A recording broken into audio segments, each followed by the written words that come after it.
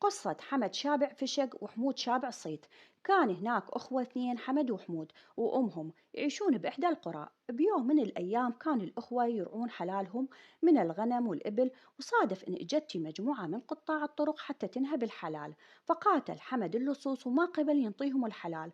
أما حمود فاختبأ بحفرة قريبة. فقال حمد: أخويا حمود عاوني عليهم، عددهم هواية. قال له حمود: انطيهم الحلال ونخلص برواحنا. فقال له حمد: ما ياخذون صوفة إلا على جثتي. فقال له حمود: أنا أهوس لك وأنت قاتل. فجاوب حمد: أنا أعرف أهوس، ما أريد هوسات. فقاتل حمد اللصوص وقتل منهم، وقتلوا حمد وهرب الباقين. وبعد ما انتهت المعركة طلع حمود من الحفرة وخلى جثة أخوه حمد على فرسه، وخلى جثث اللصوص اللي قتلهم حمد على خيولهم.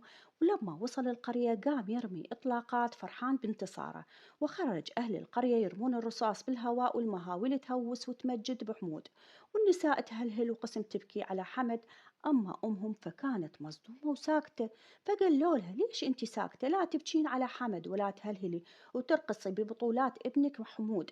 فقالت وهي تعرف أبنائها كل الزين: حمد شابع فشك وحمود شابع صيت.